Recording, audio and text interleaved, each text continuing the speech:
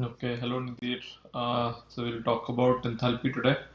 This is, I think, the last chapter of chemistry that we want to cover before your exams. So we should be good with chemistry after this. It's a relatively okay chapter. It's relatively, I would say, mathy chapter. We'll go through it step by step. It is kind of like what we had done for oxidation number in terms of math level. It's one of the more mathy chapters. So we'll get through it.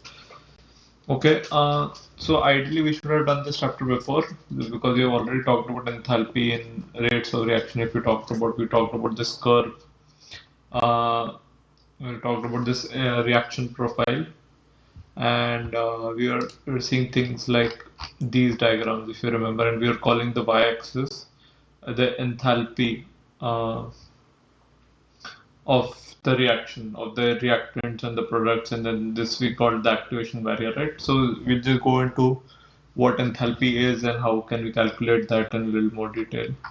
Should be a breezy chapter, but let's see. Okay. Okay. So again, the Jamboard link will all be there. So let's get started. So okay. So enthalpy in a nutshell is just uh, heat of a reaction. So heat under constant pressure, right? So constant pressure term is basically whatever reactions we do. Uh, Say you are reacting in a beaker, right? You're mixing one thing, you're mixing another thing, and then the reaction is happening. So that reaction is happening under the pressure of 1 atmosphere, right? Which is the weight of all the air molecules above.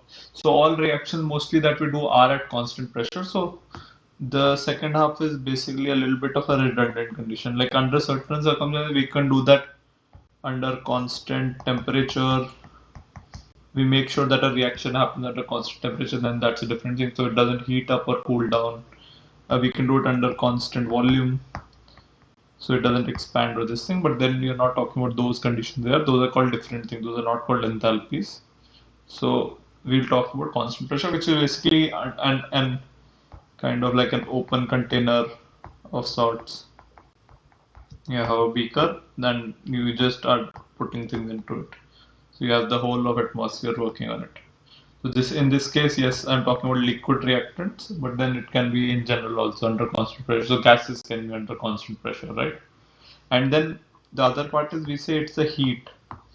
So that is the most important part to understand. So heat can be basically it can be an exothermic reaction. So that means it gives off heat, right? So we say that it gives off heat, right? Or it can be we say an endothermic reaction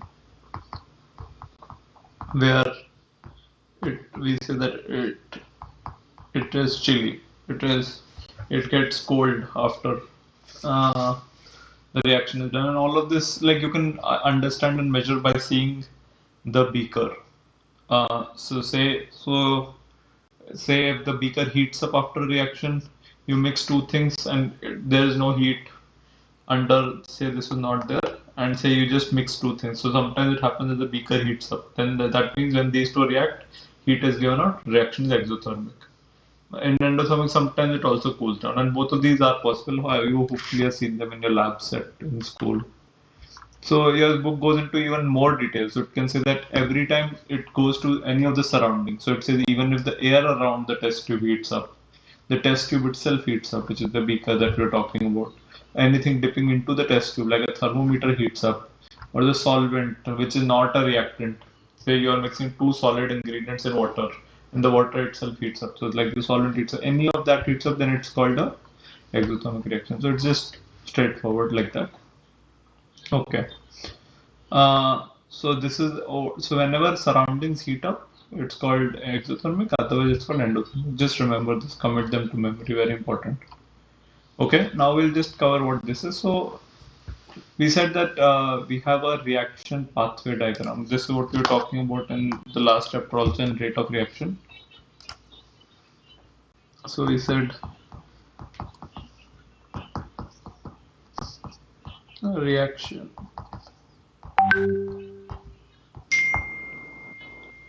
Right. So we were talking about these reaction pathway diagrams. So we said that there is enthalpy of product minus enthalpy of reactant. So again, final minus initial. So this is the change of enthalpy. So H is the symbol that we use for enthalpy.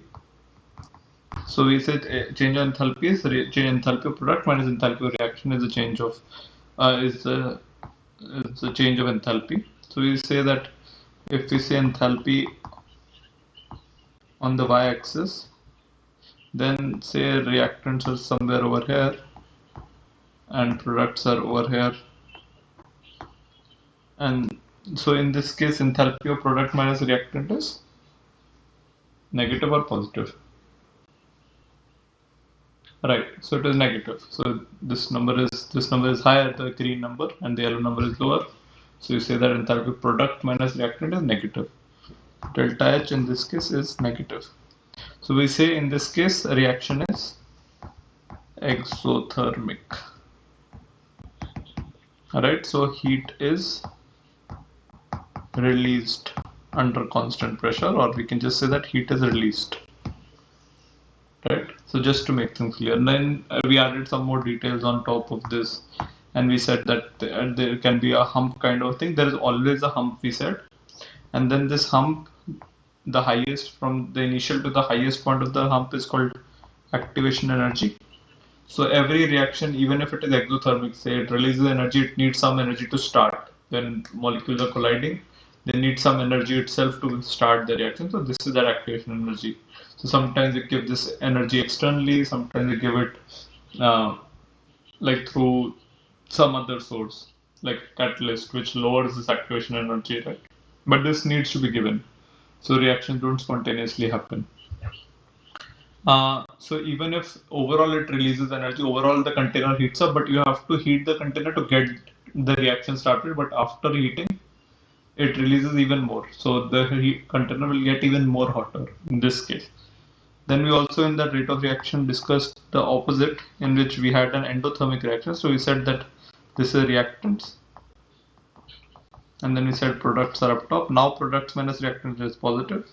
So again we'll have a hump, and then it will go on to like this. So the activation energy is this guy right here, from initial to the highest point of the pump, and then this is delta H. So in this case delta H is positive and reaction will be endothermic. So in this case it will cool down. But in this case too, we'll have to heat up the reactants or to lower the activation energy through use of a catalyst to get the reaction started. So this general thing we called a reaction pathway diagram, which shows how the enthalpy or the energy of the products or the reactants changes as the reaction goes. Right. So let's keep moving. Again, we have discussed all of this in before, so we are going a little bit faster. Okay. Yeah, so the same thing, you can always go through the book for little points. Okay, so then let's get into enthalpy full on. So from now we'll discuss about enthalpy in this chapter. So we'll discuss something called standard enthalpy changes. So let's first discuss some terminologies. So delta H we said is enthalpy. Now we'll discuss, so now there's this symbol that we use, which is like this minus sign. So this symbol denotes the standard enthalpy change or standard change of enthalpy. So what do you mean by standard? Standard just means that these are measured under some standard conditions. So you want to measure them under 1 atmosphere and then you want to measure them at room temperature. So room temperature is considered 25 degrees Celsius, or is also considered, let's check exactly, so 298 Kelvin. So which is 273 plus 25, right? 278 Kelvin and 1 atmosphere of pressure. Now this also you can convert it into SI units, which is 1.01 into 10 to the power of 5 pascals. So this is the pressure needed and this is the temperature needed. So when a reaction takes place under these circumstances, then we say that it's a standard enthalpy change. So we put a minus, this minus sign in front of, just a small thing. And yes, also the third thing is reactants or products should be in natural states. So if CO2 gas at this temperature and pressure is found in a liquid form or a gaseous form, CO2 is found as a gas at this temperature and pressure. So even in this reaction, you should take it as a gas. So just when these three things are met, you can call it you can put this minus sign sort of a thing on top. Okay. Now we'll talk about different enthalpies. So let's talk about that a little bit. Different types of enthalpies. So again, very straightforward concept. We'll see what is happening here. So there are three types that your book discusses. Actually four, but we'll go through them one by one. So one is enthalpy of reaction. So simple. So it says when so let's read the definition once. So it says it's the enthalpy change when amount of reactants and amount of products react in a stoichiometric equation in the amount shown in the stoichiometric equation to give products. So what that means is, let's take an example. So if say you take this example, so H2 plus half O2 giving you H2O. Right. So first of all, reaction must always be balanced. And balancing in this chapter will be very important. You will see. So in this case, you can say that if you put exactly 1 mole of H2 and half a mole of O2, then they will react completely, right? To make 1 mole of H2O. Right. So whatever energy is released or absorbed in this reaction will be called the enthalpy of this reaction. Okay, so maybe, so in this case, let's check the number. It is delta H is equal to minus 286 kilojoule per mole. So let's see. So first of all, it's a minus up top because it's a standard, and then you also put a subscript R to denote that this is for this reaction. Right. So of course now it also follows that because say we want to make twice the amount of H2, like 2 moles of H2. So so this is the balance. So we see that everything is twice. So energy will also be twice that will be released. So in this case, the standard enthalpy of this reaction will be minus 286 into 2, so something like 500 and something. So just to so you should know this first. Okay, so let's keep going. So this reaction, of course, so just side points here. So both of these here must be gases because at room temperature and under this normal pressure that we are at, everything is a gas, and this should be a liquid. So that is what natural state should be, and the temperature must be the pressure must be 1 atmosphere, and temperature must be 25 degrees Celsius. So things are standard that way. Okay, so let's go to next enthalpy. Is straightforward, everything is here. So next enthalpy is enthalpy of formation. So here the keyword is you have to form 1 mole of whatever you are forming. So let's take an example here. So they have made Fe2O3. So let's see. So they're saying that if you want to make 1 mole of Fe2O3, which is iron oxide, right? Iron, to be very specific, iron 3 oxide, because it's an oxidation state 3 plus 3, just a thing from another chapter that we discussed before. So iron 3 oxide if you want to make, so you want to take iron and then you want to react it with oxygen. So when you want to balance it, so the numbers will look like this. And the reason why I'm not putting a 2 in front of Fe2O3 to balance is because we want to form 1 mole of this guy, right? So that's very important. So when 1 mole of this is used, it must be formed, then 1.5 moles of O2 must be used and 2 moles of Fe must be used to form 1 mole of iron 3 oxide. Right? So when you form 1 mole finally, again, all of this under standard conditions, so this must be gas, this must be solid, this must be solid.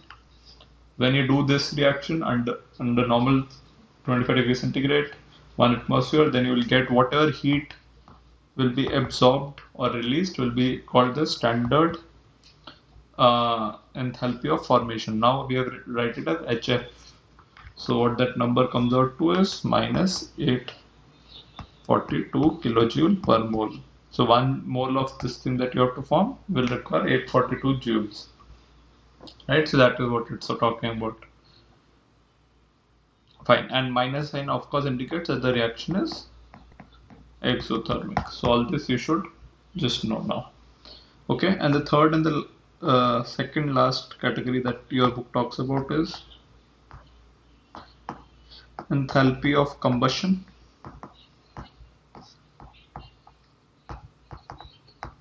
Right, again, combustion of 1 mole of that thing. So same thing here. So you take, so in this they are combusting a sulfur. So let's take their example. So sulfur plus O2 gives you SO2 or SO3. So in this case, let's make sulfur 2 dioxide. Just a quick question from another chapter. What is the oxidation number of sulfur here? Right.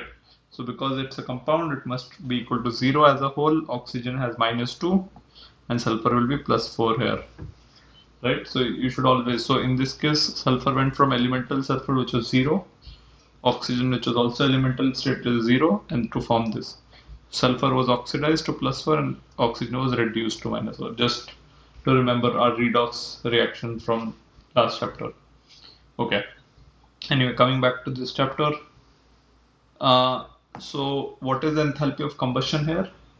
That if you want to form 1 mole of SO2, 1 mole of sulfur dioxide, 1 mole of sulfur if you burn, then how much energy is released? So we see that the reaction is already balanced. We use 1 mole of this, 1 mole. Other things don't matter. That these are 1 mole, that doesn't matter. This should be 1 mole. As this should be 1 mole. So we balance things according to, so that we maintain this as this balancing number as 1. Very important. Okay, so when you do this under standard conditions, so this should be solid, this should be gas, and this should be gas. Right? We know all of this.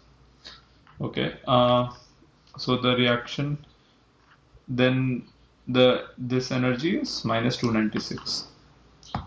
-296 kilojoules per mole. So again, reaction is exothermic, energy is released, and it is per mole. So again, okay, so this is straightforward. Now let's go to our last enthalpy, which is the enthalpy of atomization. Okay, so atomization is nothing but if you take CH4, a methane, like in a gaseous form, and then you break it down into all C and H molecules. So it's very energy expensive, you can imagine, like because now these are all unstable things on the right. So you just break all the bonds everywhere, you just convert them into singular atoms. So this can be done. So this is also in a gaseous form. All of them are gaseous atoms that you get. And there is a very specific apparatus that can do this, but okay.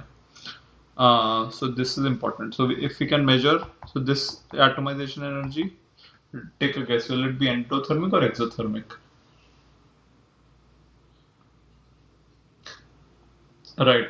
So we need to think about that we are going from a very stable thing on the left, right, to an unstable thing on the right. Right. We know that these are singular atoms. So unstable things are always, so stability, always remember, is equal to lower energy. So when things are lower energy, then they are stable. So if we talk about energy of products minus energy of reactants, the products are at lower, reactants are at lower energy, products are at higher energy. So this is always positive. So this is always endothermic. So you will always have to give in energy to make this happen. So you can measure this. This will always be positive, and enthalpy of atomization, it's called. We'll discuss all of these enthalpy again. Atomization of 1 mole of this thing. So just to balance things, this needs to be a 4 here. So 1 mole needs to be there. Okay, always remember this. Okay, then let's keep going.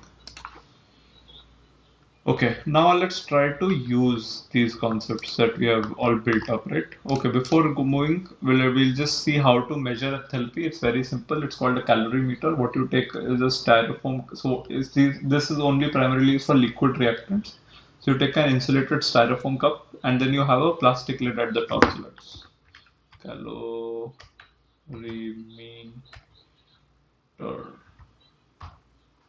So if you see something like this, it is a very simple setup.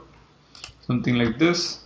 You see that there is a cup in the middle. There is some insulated packing so that no heat goes out. Inside this, you have this thermometer sort of a setup. And this box completely closes up on the top. So this is the thermometer thing at the top. So you can put a thermometer which stands here. There is a hole here. It will go dip right into the solution. Something like this. And this is your container. Everything is insulated from all ends. Just to be clear, so this is insulated here, and then you can cover it on the top, and everything is just jam-packed. So you have a container place, so this is insulation, and from the top also you have insulation. So nothing really goes out, right? So you want to take care of these things always. So, and then what happens is because you have a thermometer, you can measure the change in temperature of this thing. So you have a simple formula for heat. This we'll study in physics also later. So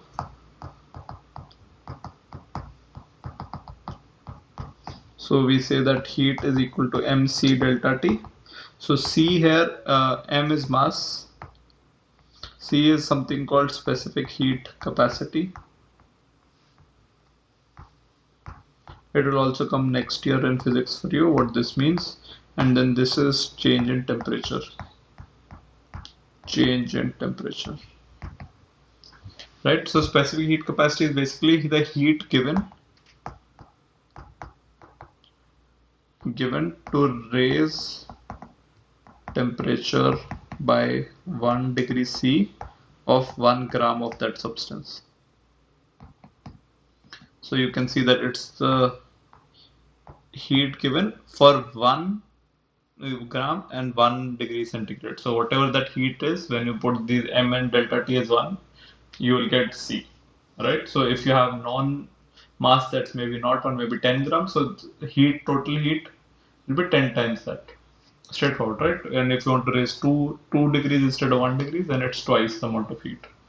So mc delta T, like that. So you can measure the change in temperature. This constant is generally provided to you, the C value. So for water, the C value is 4.2 joules per gram, or it's also called 1 calorie per gram.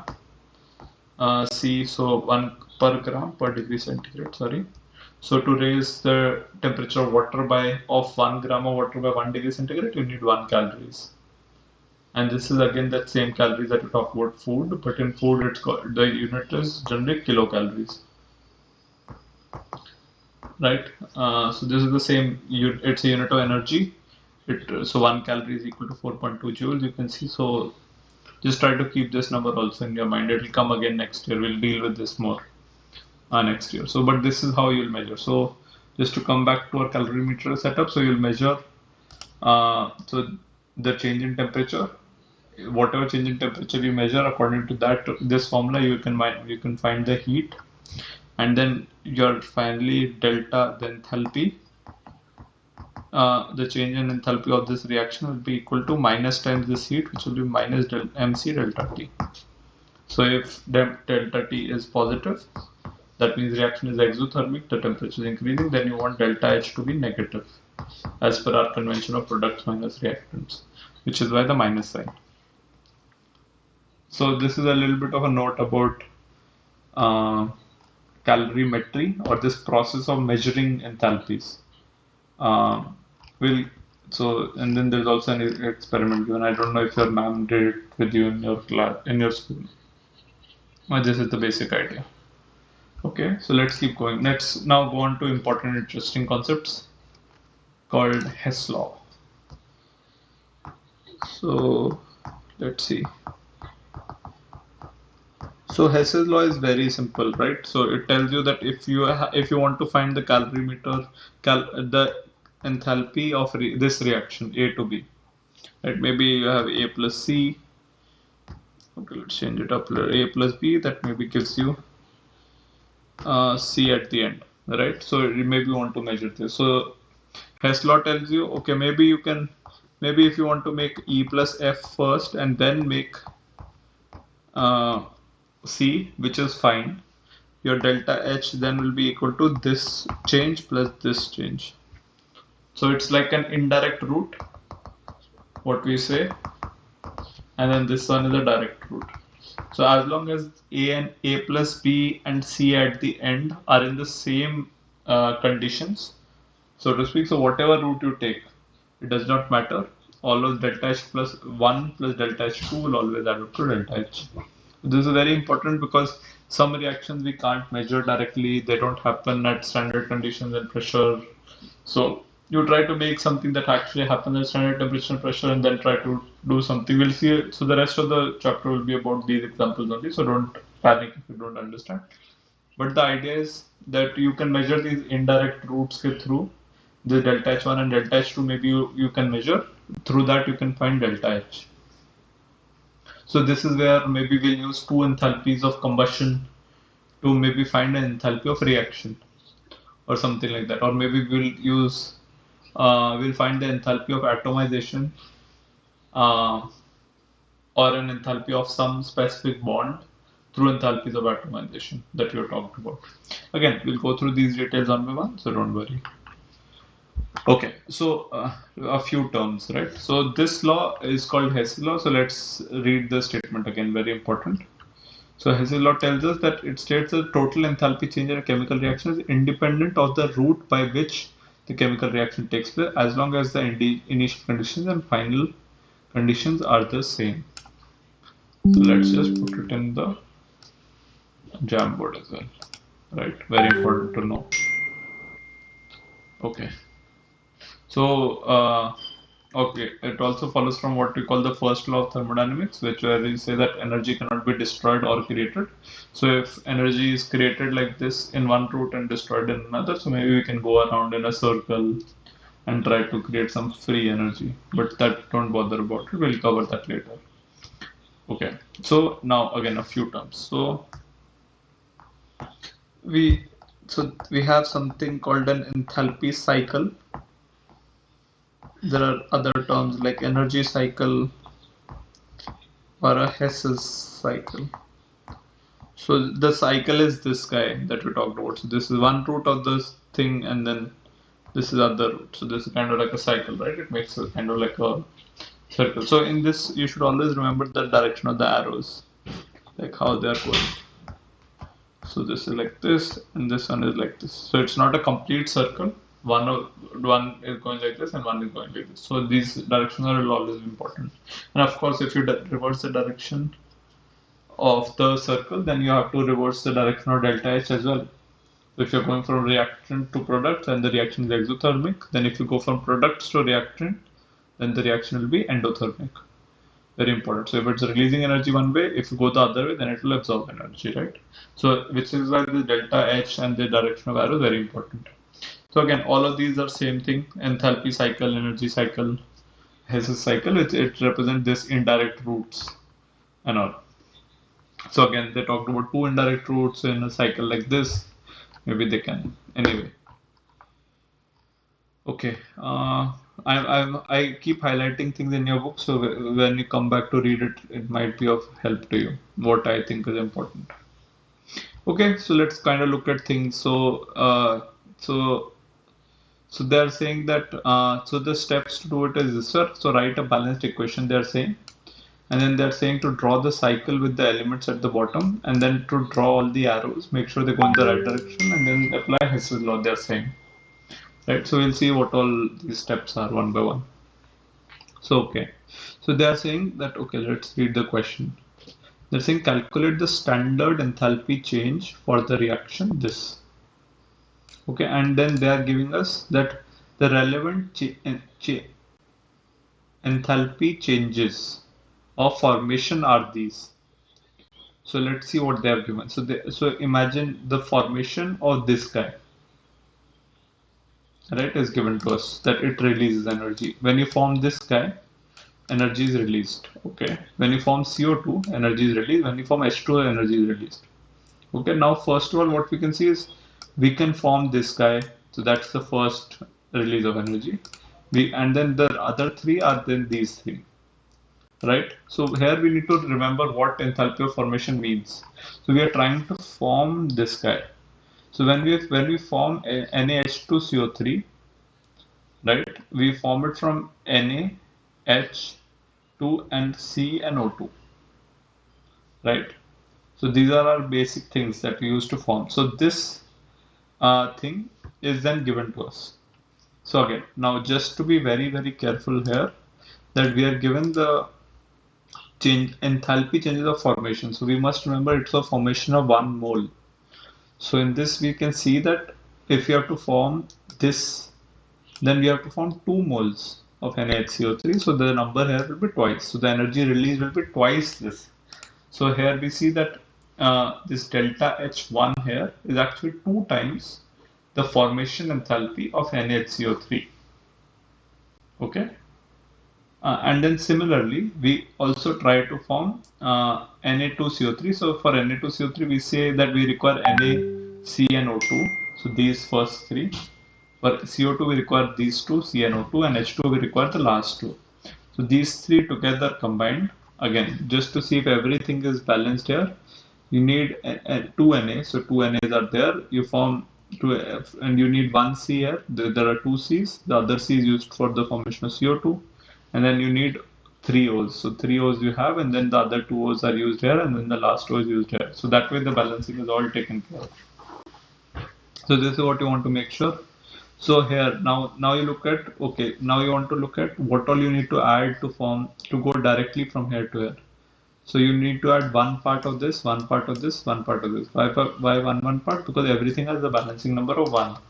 Everything is 1 mole, and these numbers are also per mole. So this delta H2 is nothing but this number, this number, this number. So now we know delta H1, now we know delta H2. Can we find delta HR? Sure, we can, right? So delta H1 plus delta HR, taking in mind the arrows, will be equal to delta H2. Here, right? So this is what I'm talking about. Very important to note. So now if you have to find delta HR, which is enthalpy of reaction, which is what, so it will be delta H1 minus, sorry, delta H2 minus delta H1. So this is what they go through here. You're welcome to go through it slowly, but then this is exactly what they're doing. So what you want to be very careful about this is this number. Okay, so let's take a step back. Let's try to understand what is happening. We wanted to find the enthalpy change for this reaction as a whole. So what we did was we found delta H1 and delta H2 separately, and then we subtracted them to find delta HR. Again, important thing to note is delta H2 when they have found, then they have found it to be negative. Delta H1 also they have found it to be negative, but when you subtract negative from negative, you might get positive at the end. So that means overall this reaction will be endothermic. Again, reaction sign is very important. Okay, so what we have done here is using 2 enthalpies of formation, we have found enthalpy of reaction. And this was possible because of Hess's law. Okay. As I said, like you will go through it enough number of times, you'll get it. This is all that is there in the rest of the chapter. Okay. So let's keep going. So next thing that we discuss is the enthalpy of formation from the enthalpy of combustion. Right? So again, same thing. So let's see. So we want to find, the question says standard enthalpy of formation of ethane. And what's given to us is we are given that if CO2 is formed, if carbon is burnt, enthalpy of combustion of graphite is given to us. So 1 mole of graphite if you burn, then this. We are also given enthalpy of combustion of hydrogen, right? And we are also given enthalpy of combustion of ethane, right? C2H6 alkane, ethane. So this is also given to us. So these 3 things are given to us. Now they're telling enthalpy of change of formation of ethane they want us to find, right? So let's try to write things down clearly. So we want to make ethane and H2. So let's try to do one question all around. Right.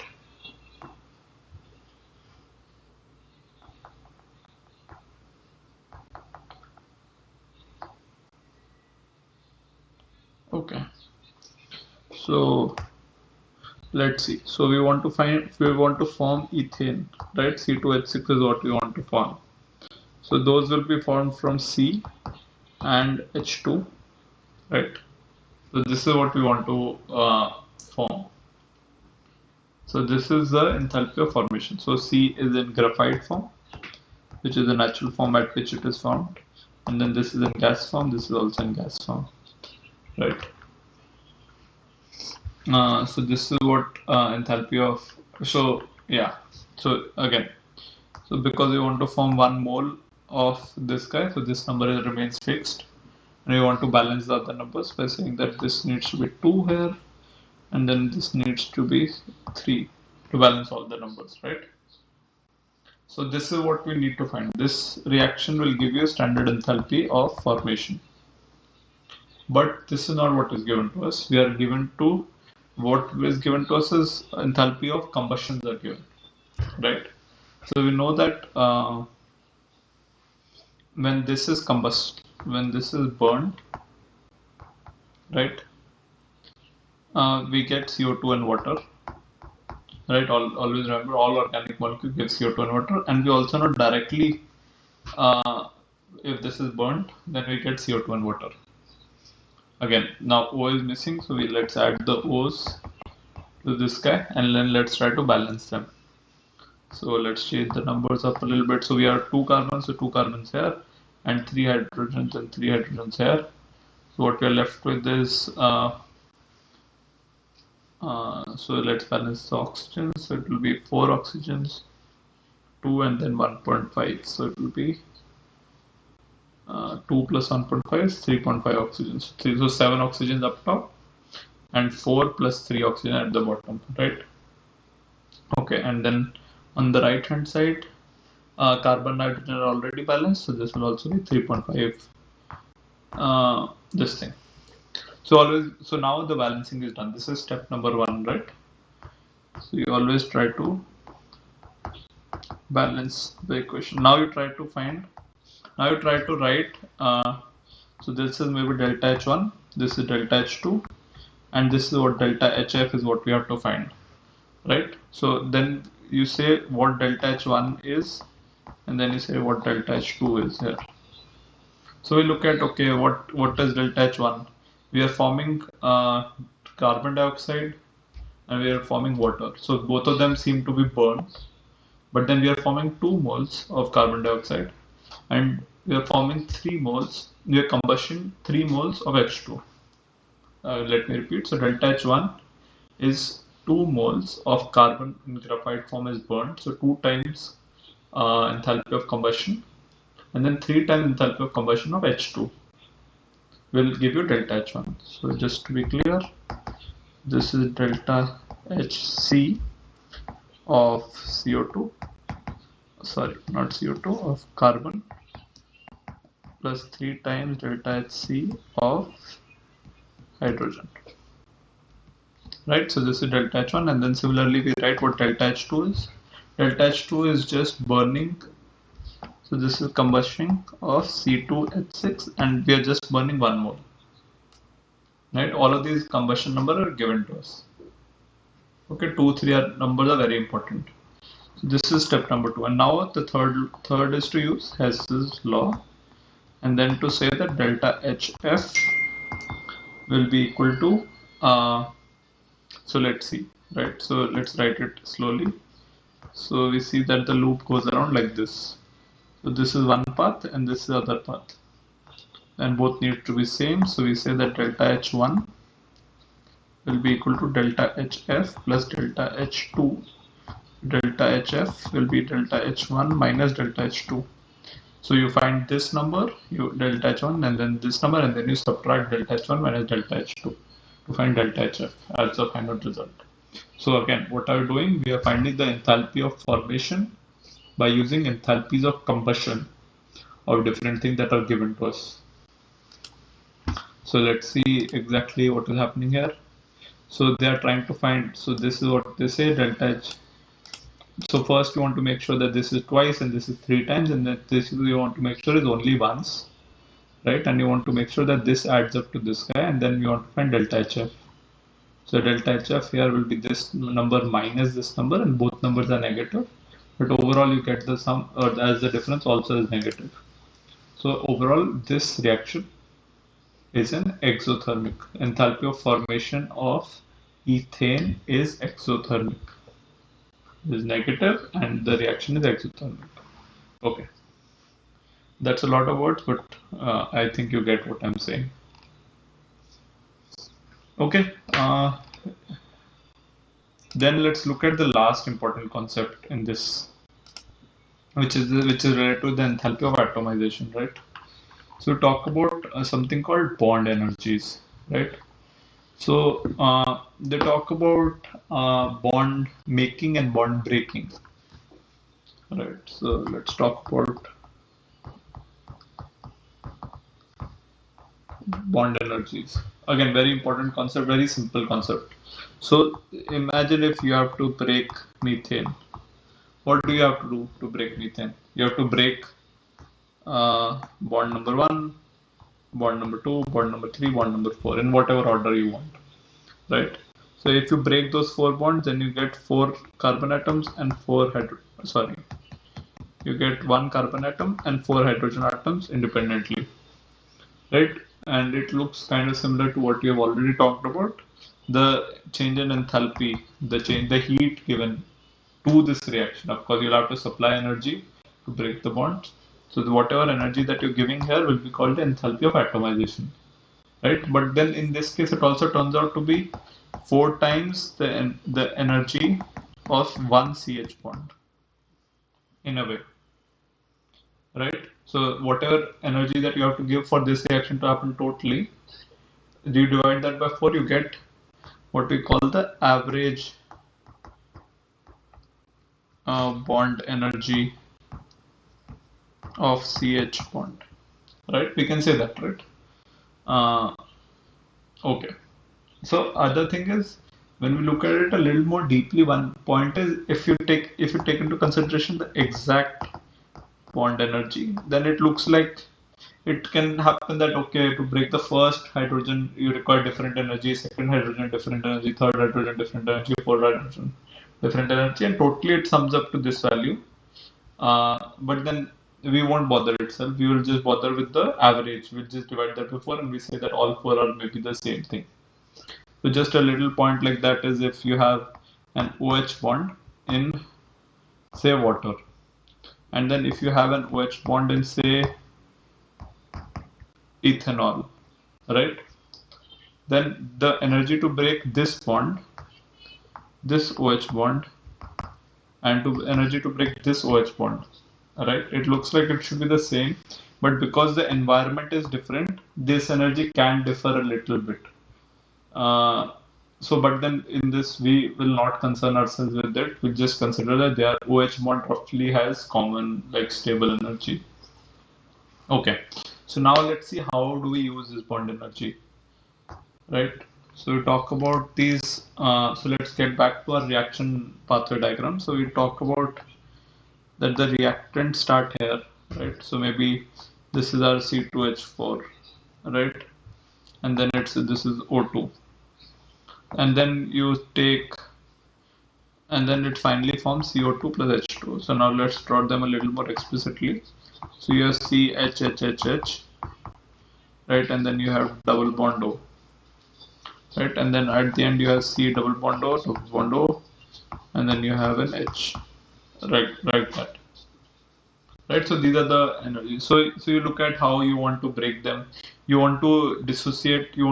So carbon is right now connected to 4 hydrogens, and later it's connected to 2 oxygens. So you want to break all of those bonds of hydrogen.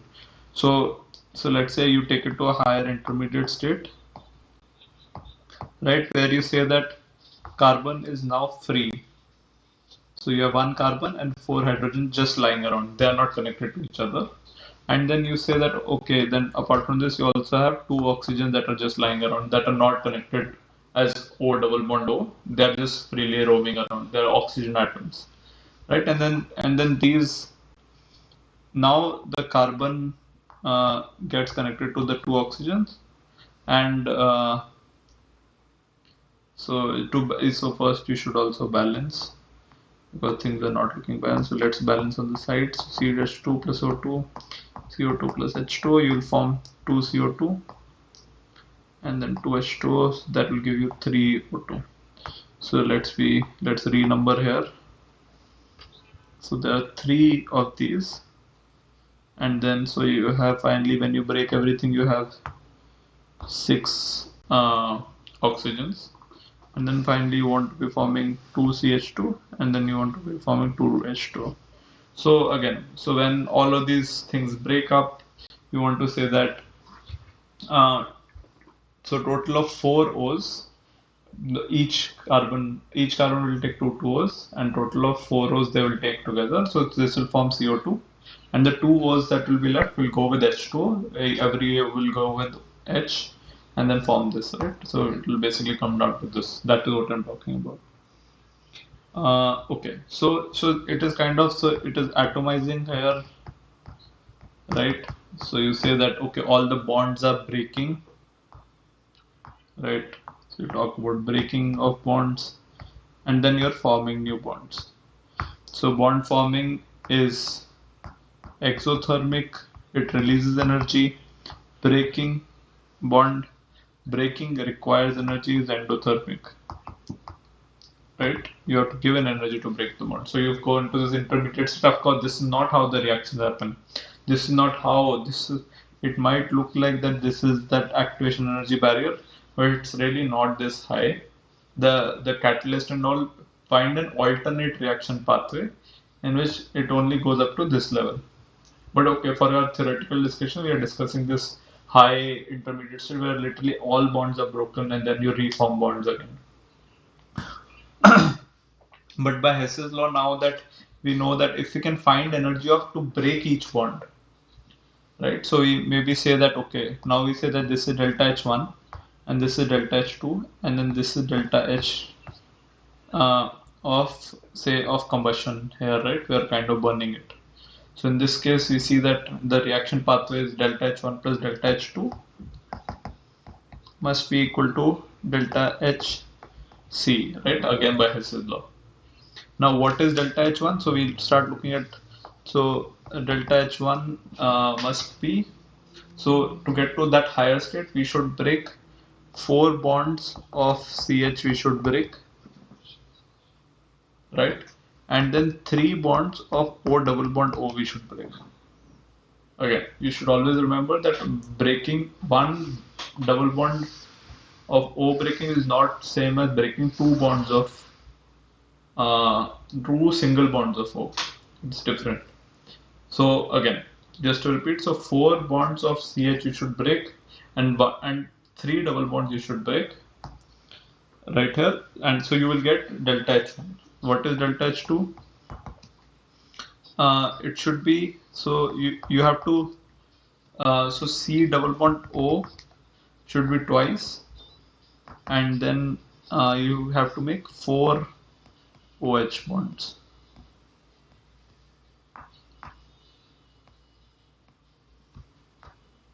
So 4 OH bonds you have to make, but all of this energy is not, so if E is kind of the breaking energy, so this will be kind of the negative of that, so to speak, because now you are forming bonds and not breaking. So whatever energy is of the CO bond will be released. It will be exothermic, right? So now you can say delta H1 plus delta H2. So you can say, if you have these numbers, what are the energies of CH bond, O double bond, O bond, then you can find delta H1. And if you have energy of C double bond O and OH bond, then you can use them to find delta H2, and then you can add them, because the minus sign you'll be subtracting them to find delta HC directly, right? So we are not doing, so this is kind of like what we have already done, but just a little bit twisted. Okay. So let's see.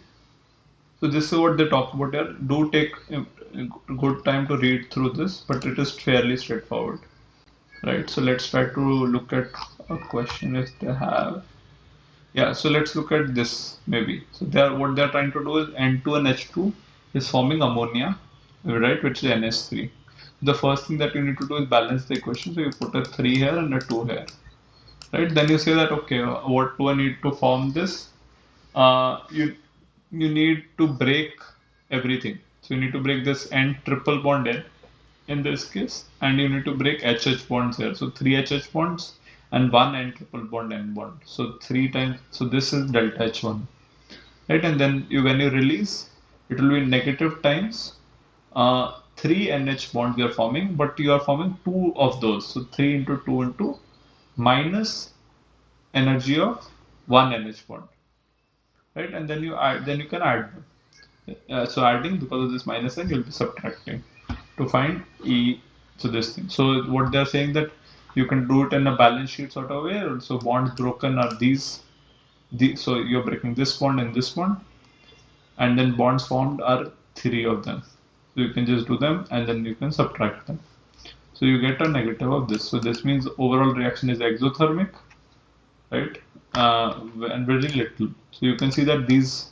So if this was the activation energy barrier, it would be so high, right? So you need to supply 2000 joules to go up that thing, and then you'll release 2300 joules while coming down. So overall, you release about 100 joules, right? But if this is how much energy you have to give to get the reaction started, it would be unreasonable. Which is why we use catalyst, which reduces 2000 to something like 100 or 200, which is like this short curve on the top, right? Okay. So this is what we are talking about. Attempt all of the example questions here and let me know if you don't get anything. You don't need to go through the end questions, but just go through these examples because they are very important, right? Hopefully I have not missed anything. If I have, we can discuss it next time. You let me know how it goes. But they are fairly straightforward, I would say. Very important concept. You don't get confused in science. Math is very important. Try to do everything with a calculator. Always balancing very important. You should not forget that the thing that we talked about, all the enthalpies in the beginning are for one mole only. So whenever you are using multiples or fractions, then you must multiply them by a suitable number. Because these are all silly mistakes. We don't want to be doing them. We want to be extremely careful about such stuff. Okay. Awesome then. See you next time.